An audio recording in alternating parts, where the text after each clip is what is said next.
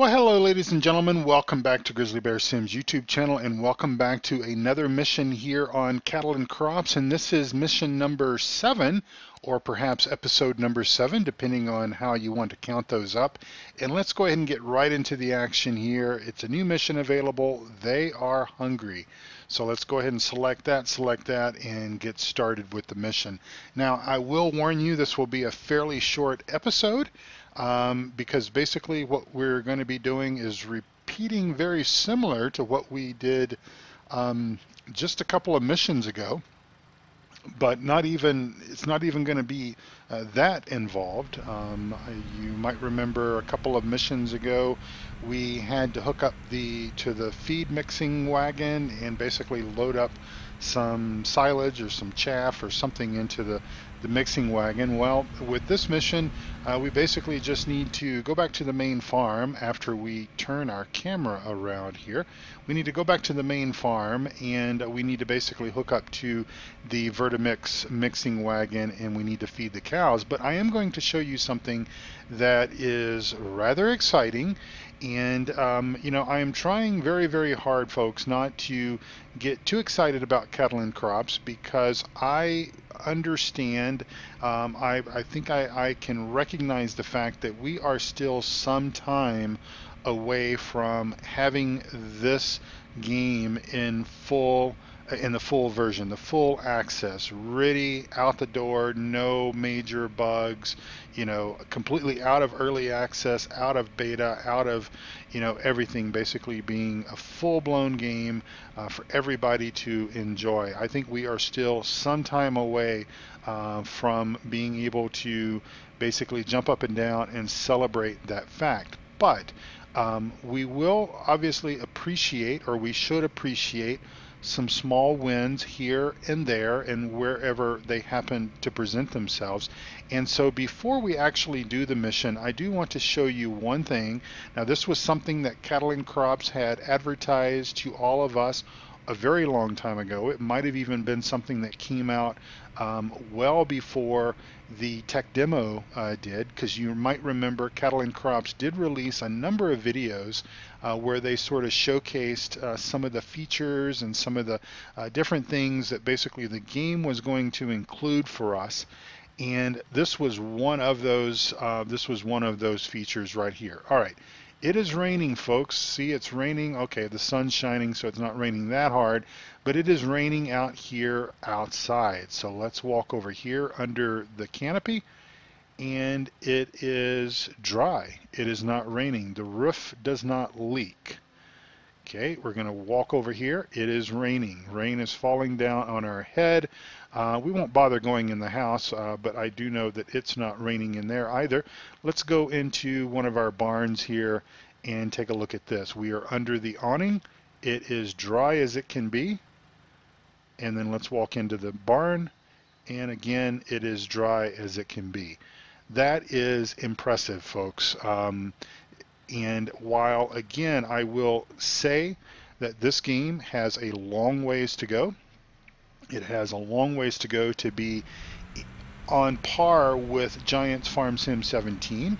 I recognize that. I'm not crazy enough to think that this game is more superior to that, but there are characteristics, there are areas that I believe are superior to Giants Farm Sim 17.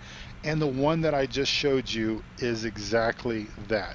In Farm Sim 17 and Giants Farm Sim 17, sorry about that, in Giants Farm Sim 17, see, that was something that I made a bit of an error about, because I had tried to map my shifter control to function very similar to how it does on Farm Sim 17, and old habits are very hard to break. And so as a result, I accidentally moved my shifter handle, and for the life of me, I can't figure out how to zero out an entry. So we're going to basically drive around the building, because I was a bit silly and parked that loading wagon kind of in the wrong spot. But anyway, we celebrate the little victories when we can, how we can, and that, folks, ladies and gentlemen, is a awesome thing that we basically have. And we'll turn on the mixing wagon, and we'll proceed to the barn entry, just like that. And then we will unload with the U key, and we'll go ahead and click start there. And we have fulfilled that mission, and we will drive to the barn exit. And also, please note, inside the barn, it is not raining in here either. So, job well done, boys and ladies and gentlemen, as far as the developers of Cattle and Crops. Well done. I, for one, appreciate the fact that we have a game that basically the rain does not leak through the buildings or the barns or what have you, because, you know, if you are, and you don't have to be like me, I know I'm probably a bit of a maybe a one-off. I know that some folks appreciate realism and immersion and everything as well. Maybe I do too much. Maybe I expect too much. I don't know. But you know, in the house that I live in, my roof does not leak. In the sheds that I grew up on the farm, my granddad's sheds and stuff like that, those did not leak. And so it would be very nice if our barns and our buildings and such on Giants Farm Sim 17 would not leak. I don't think that that will ever be something that will be resolved with regards to Farm Sim 17, but it should be something. I hope that it is something that will be addressed with Giants Farm Sim 19. Only time, of course, will tell if that is going to be the case. And let's get back in the cab so that we can turn our camera over here and hit our ignition key and turn that off, and we will get out of the tractor. And let's go over here and talk to our German Shepherd. Good boy. All right. Well, ladies and gentlemen, this is a short video, I realize, but there's really not much else to celebrate with this. Again, it's kind of a duplication.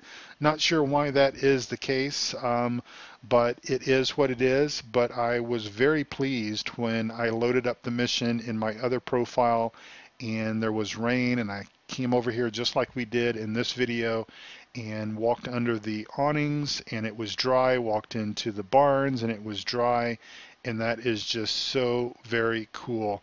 One other way that this game is going to be awesome when it's finally released, but you know, again, like I said before, it's going to be some time before that day comes. But this is pretty cool, and I appreciate the level of effort that this may have taken the developers to be able to do this. I have no idea what was required to do something like this. I don't know why Giants have not been able to resolve it.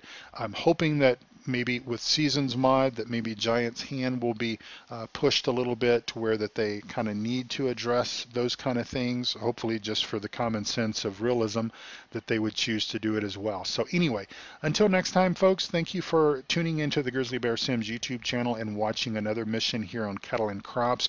I will just go ahead and bring up a preview here and tell you that it looks like our next mission is called Totally Worth the Trouble, and it looks like we're going to be doing some forage work. We've got the Kloss Jaguar 960. We've got the forage headers, it looks like. We've got our tractor, the 940, which I think is new.